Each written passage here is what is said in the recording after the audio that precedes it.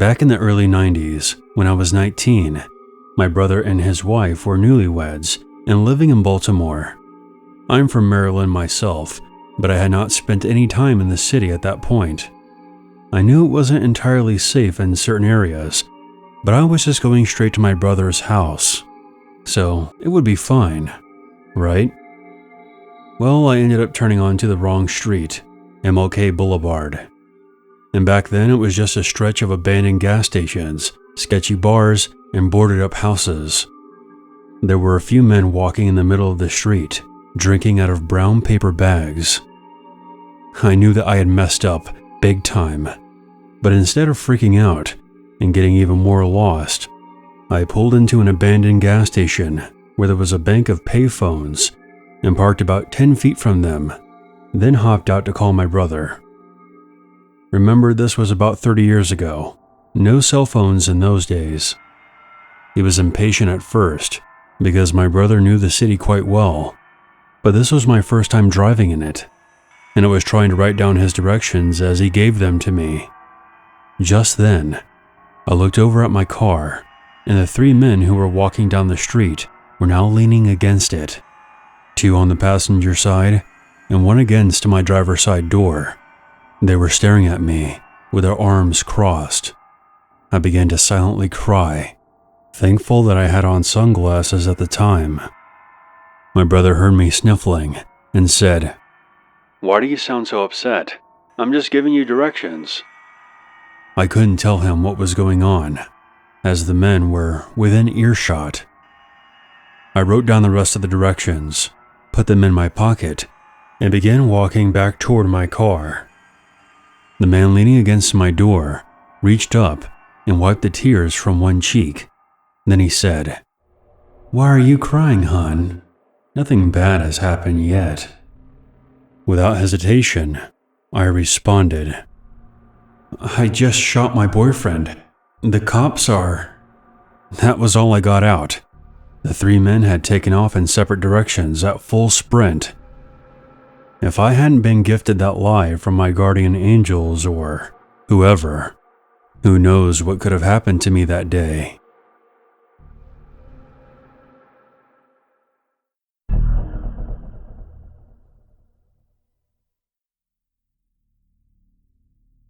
I grew up in a nice neighborhood in Maryland about 15 minutes from the border to Washington, D.C.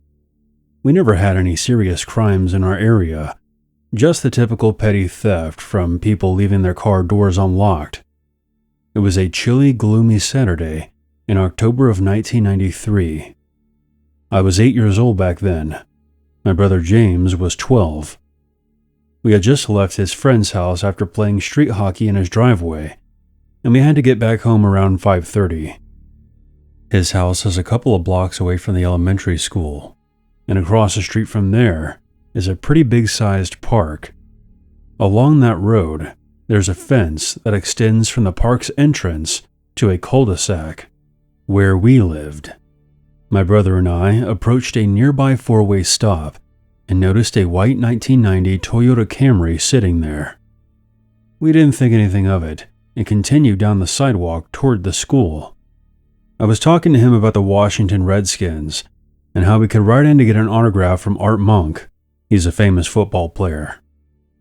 I noticed that James was oddly quiet during my rambling. I asked him if he was listening, and he responded, "Keep talking, act normal, and don't look back, okay?" Confused and nervous, I responded, "Okay, what's going on?" My brother had been paying attention to the Camry ever since we saw it. It was now driving slowly behind us. We played it cool and kept walking our normal pace.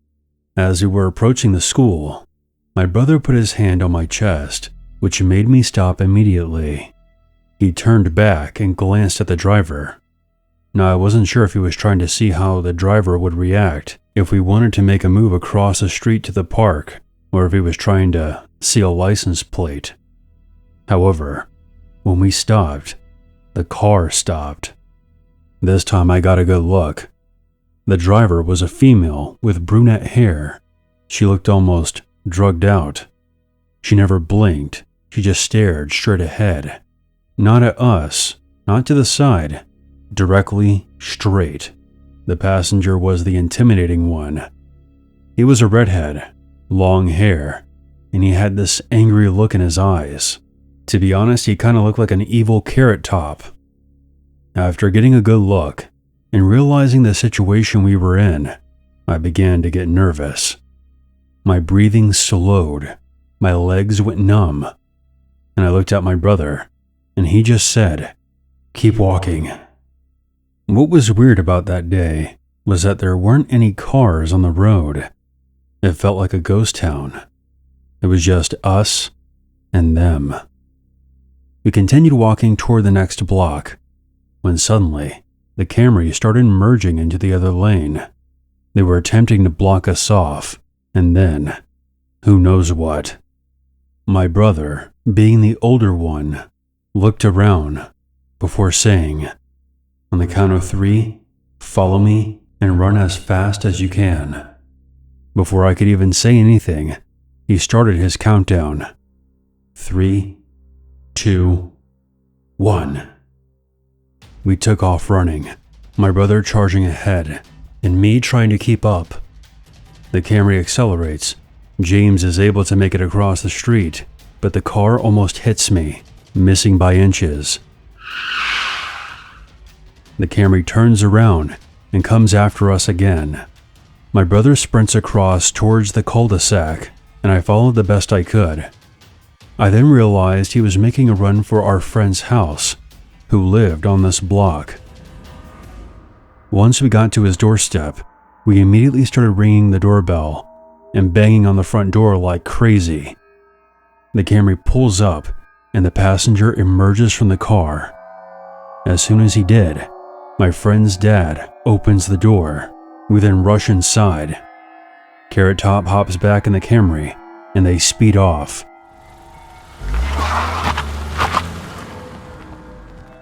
My friend's dad runs out toward the car as it took off, yelling something as he tried to get a license plate.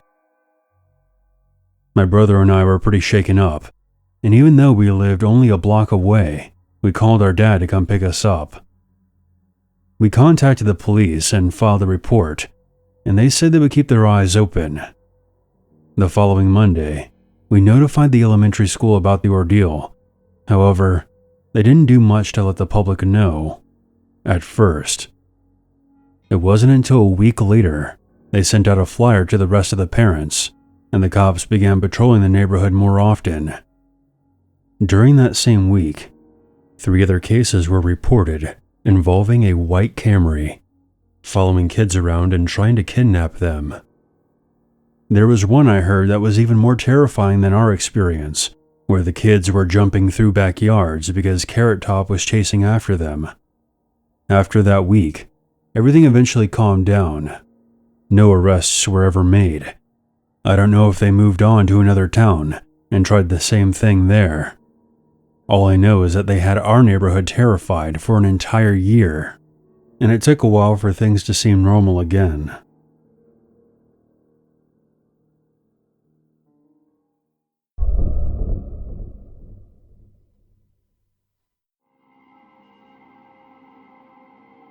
I live in the mountains of western Maryland. A few months ago, I was out hiking with a friend.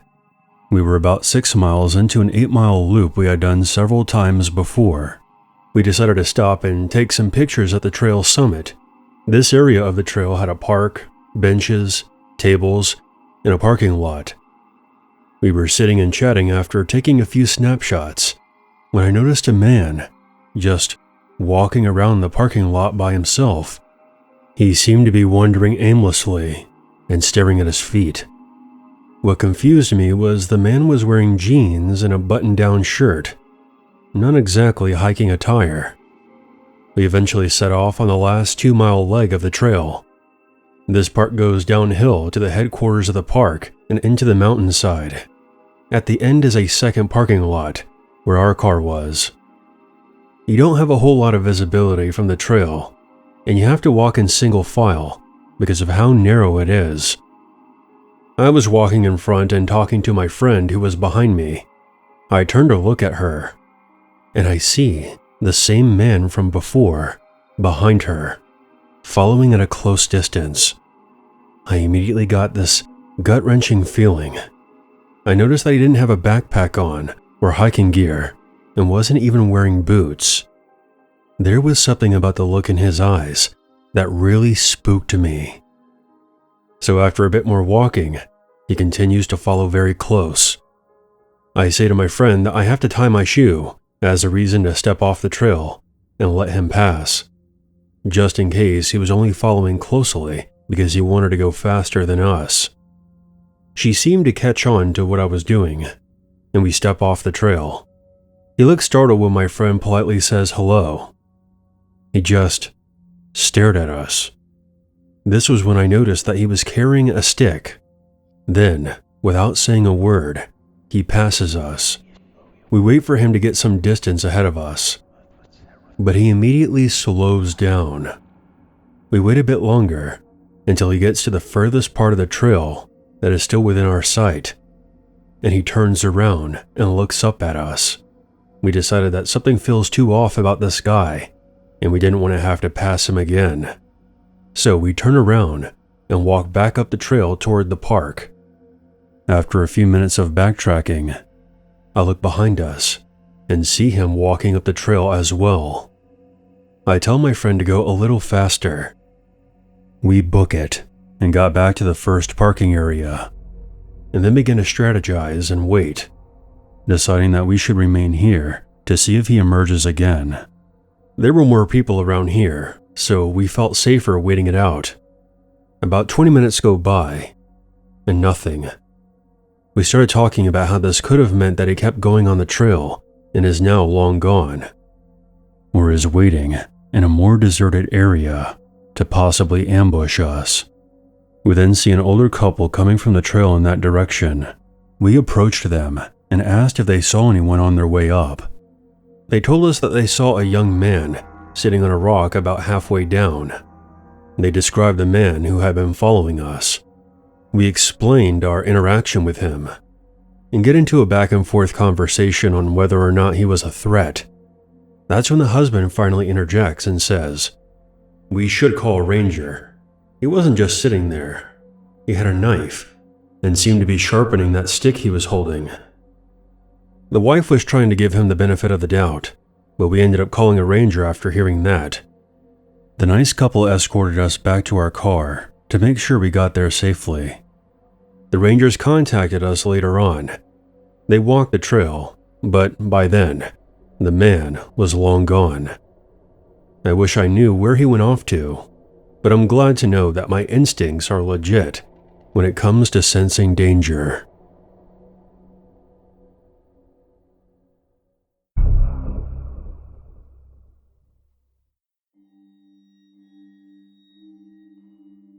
I've been a fan of your channel for some time now.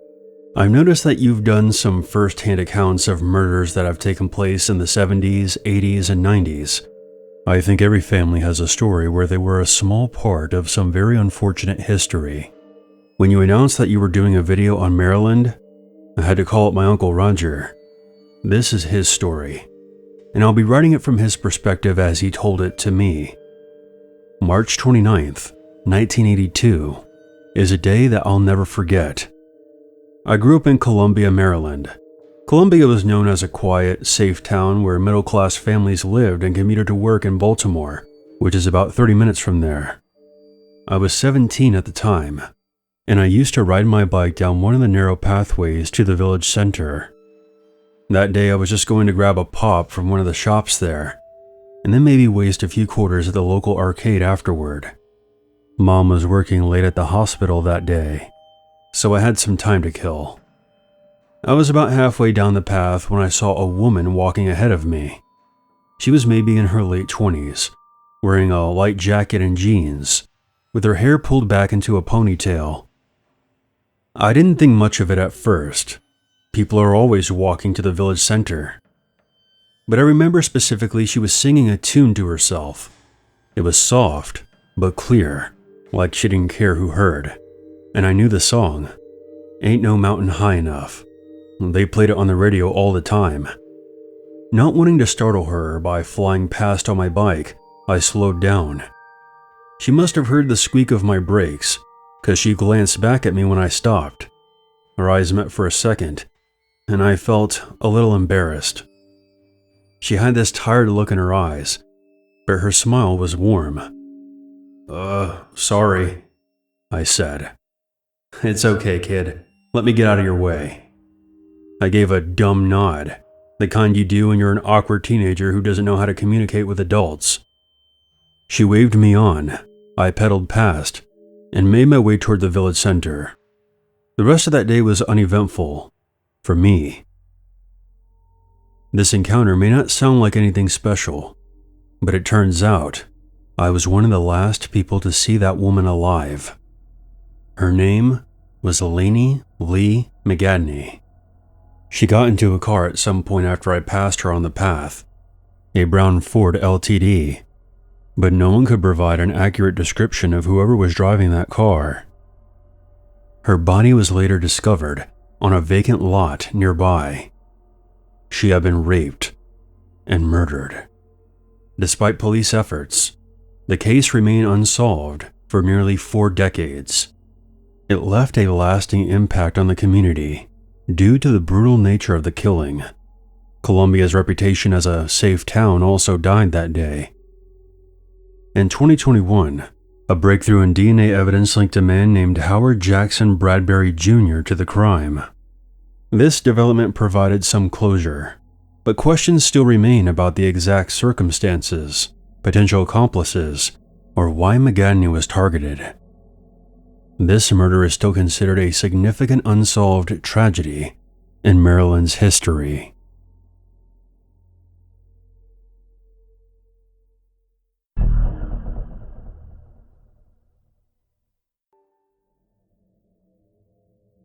Growing up in Maryland, I've had my fair share of weird and creepy encounters. This particular incident has left me truly horrified. Even now, when I think about it, I can't help but to feel uneasy. It was back in September of last year. These events took place, ironically, on Friday the 13th. My boyfriend Zach was visiting when this happened. At first, everything was going great, and all seemed normal.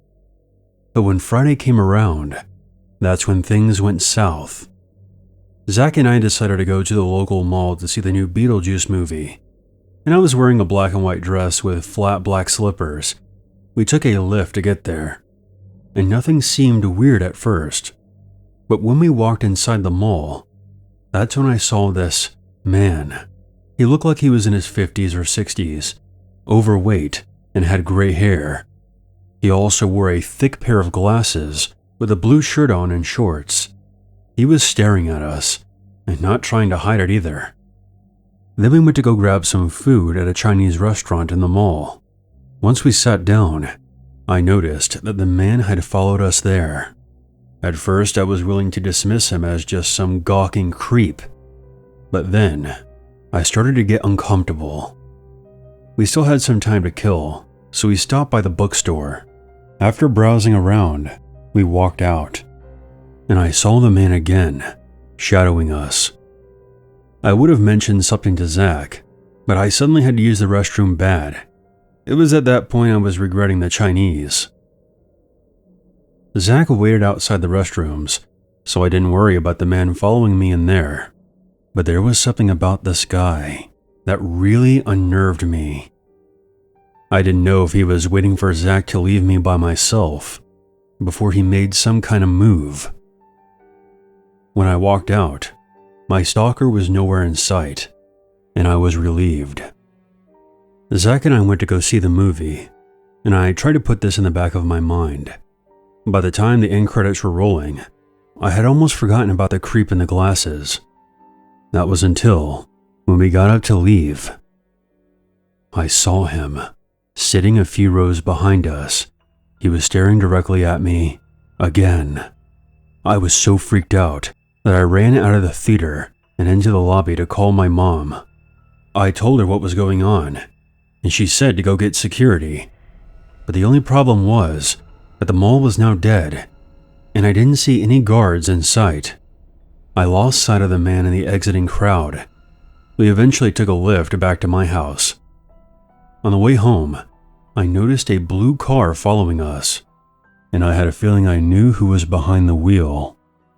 It finally turned down another street about 10 minutes or so from where I live. Ever since that night, from time to time, I swear I see that same blue car parked in the street outside my house. Perhaps I'm just being paranoid, but whenever I go out with friends or to run some errands in town, I feel that someone is watching me. I'm sharing this story as a warning to please pay attention to your surroundings, even if you're on a date or with people you trust. You never know who's watching.